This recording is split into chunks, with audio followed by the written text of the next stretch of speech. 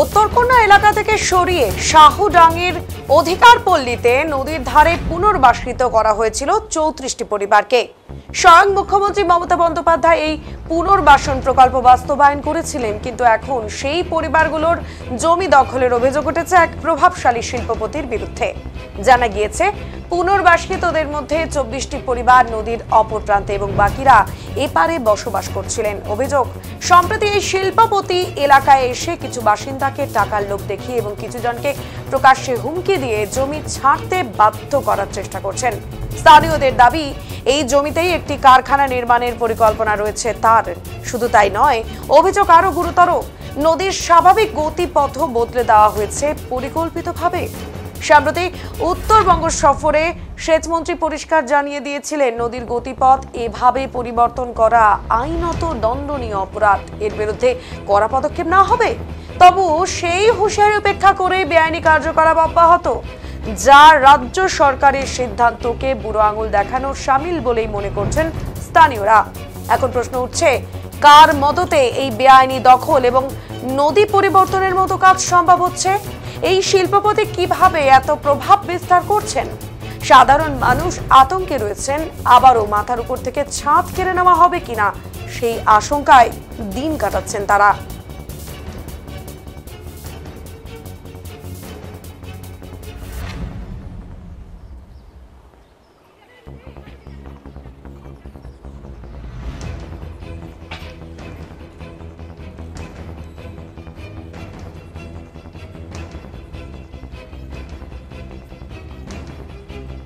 আমরা inquiry start করছি। এবং এই ঘটনা উত্তরবঙ্গ জুড়ে বিভিন্ন স্যার, 1977 সাল থেকে 1977 সাল পেরিয়ে 2011 সাল অবধি 34টা বছর আমি জ্যোতিবাবুর 23 বছর দেখেছি, 11 বছর বুদ্ধদেব ভট্টাচার্য দেখেছি, অশোক বাবুকেও দেখেছি, এখন শঙ্কর ঘোষকেও দেখছি, মাননীয় শঙ্কর ঘোষ। জঙ্গল ছিল গভীর অরণ্য, উলঙ্গ হয়ে গেছে। পরিমল বাবু ছিলেন মন্ত্রী উত্তরবঙ্গ থেকে, বুঝতে পেরেছেন? এত মোটা মোটা শোনাচ্ছেন পড়তেন, কমিউনিস্ট নেতা, জঙ্গল উলঙ্গ হয়ে। আর যত পারে লোককে যেখানে সেখানে বসিয়ে দিয়েছে।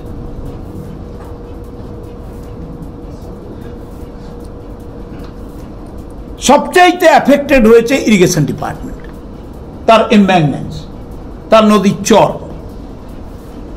আমরা একটা স্টাডি করাচ্ছি যে টোটাল এমব্যাঙ্কমেন্ট কত, এক্স জমিনদারি এমব্যাঙ্কমেন্ট কত, কত কিলোমিটার, কতগুলো এনক্রোচড, নদীর চর কতগুলো দখল হয়ে। মহানন্দার দিকে তাকান না, আমি তো আজকে মহানন্দা দেখতে গিয়েছিলাম, বালাসন দেখলাম।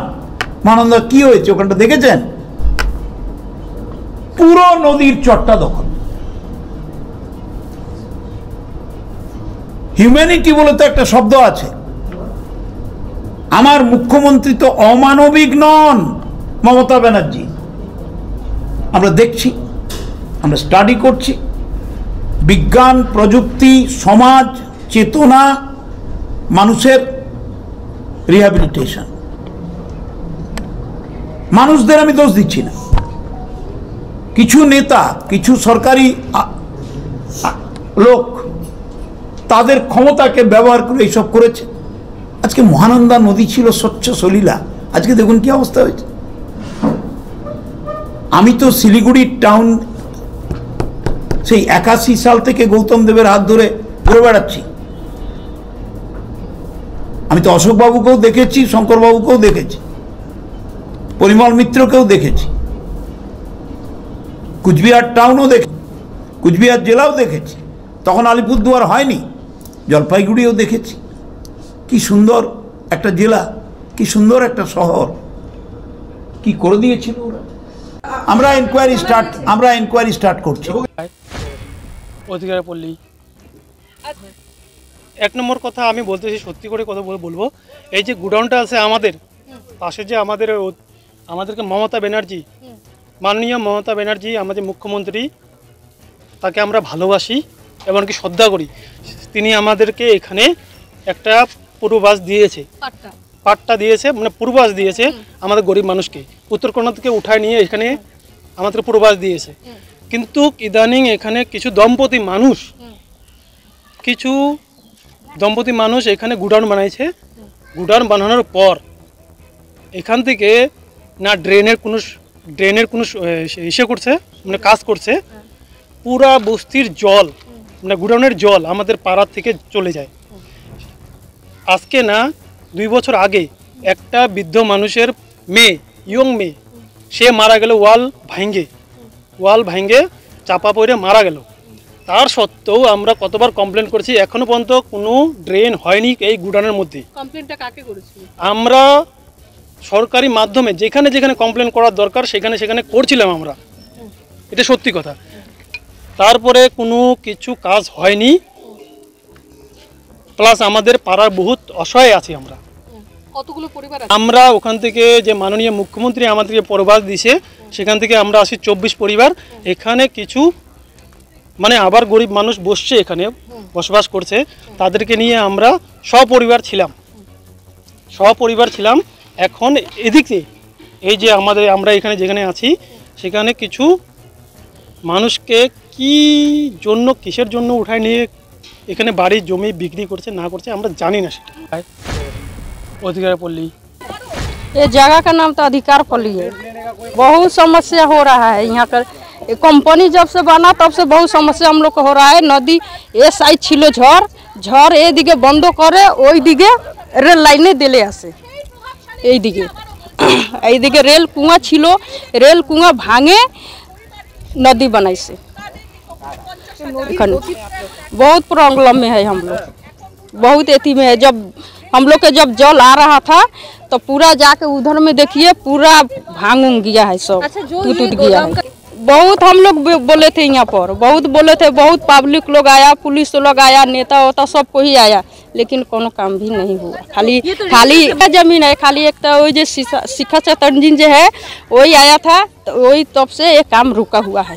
चटर्जी आने के बाद ये काम रुका हुआ है। तो यहाँ पे था और ये कंपनी वाला धमकी उमकी दे के कुछ पैसा से दे के उठा दिया लोग के। अब कहाँ वो लोग चला गया कहाँ ना। अब यहाँ पर ये जो कंपनी अभी रुका हुआ है, कंपनी बना रहा था, अभी यही है यहाँ पर। अभी तो हम लोग को बहुत दिक्कत होता है यहाँ पर। जब बारिश जब होता है या जब ये जो कंपनी के पूरा जल होता है, एगो है तो रेल के अथी खोन दिया है, के खादा खोन दिया है, यहाँ पर इतना पानी जम जाता है। बरसात का दिन में कोई बच्चा उच्चा डूब जाएगा, मर जाएगा, तो क्या होगा। अब यही एगो ये होता है आमदी के। ये जगह का नाम तो अधिकार पल्ली है। बहुत समय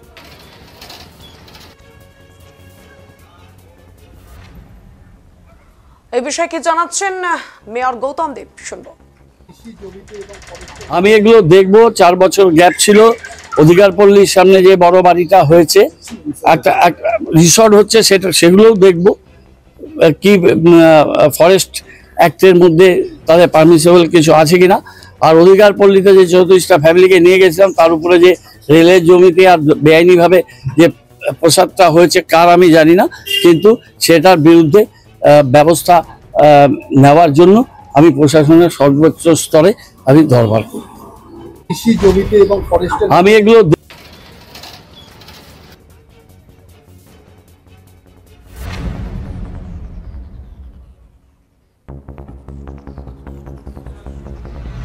এই বিষয়ে কি বলছেন বিধায়ক শিখা চ্যাটার্জি, শুনবো। এই অধিকার পল্লীতে এক মারোয়ারি, তখন কিন্তু সেই মারোয়ারির নাম আমি জানতাম না, পরবর্তীতে জানলাম গোয়েল, হ্যাঁ অজয় গোয়েল, পরবর্তীতে জানলাম। সেই সময় কিন্তু আমি জানতাম না। উনি সবথেকে বড় অন্যায় করেছেন, একটা নদীর গতিপথকে ঘুরিয়ে দিয়েছেন। ওখানে একটা ব্রিজ ছিল, টেম্পোরারি একটা ব্রিজ ছিল যেটা দিয়ে মানুষ যাতায়াত করতো, সেই ব্রিজটাকে উঠিয়ে দিয়েছেন। ওখানে নদীটাকে পুরোপুরি ভরাট করে দিয়েছেন। ওখানে বেশ কিছু মানুষের বাস ছিল যারা অত্যন্ত দরিদ্র মানুষ ছিল, তাদেরকে ভয় দেখিয়ে উঠিয়ে দিয়েছেন। কাউকে কিন্তু টাকা পয়সা দেননি, 2-1জনকে হয়তো টাকা দিতে পারে পরবর্তীতে, কিন্তু ওখান থেকে উঠিয়ে দিয়েছেন একদম ভয় দেখিয়ে যে এখানে থাকা যাবে না, এটা আমার দিন।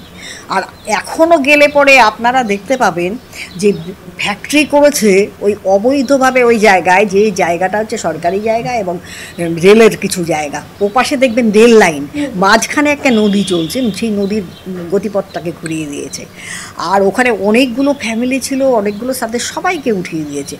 আর একটা দুটো বাড়ি ওখানে রয়েছে যাদের বাড়ির ঠিক পেছনে এমনভাবে বিল্ডিং করেছে, কোনো কারণে যদি ভূমিকম্প হয় তাহলে ওখানে যে ফ্যামিলিগুলো বাস করে তা কিন্তু পুরোপুরি ধূলিসাৎ হয়ে যাবে, ওখানে কিচ্ছু থাকবে না, বাড়িঘর থাকবে না, মানুষের ইয়েও থাকবে না।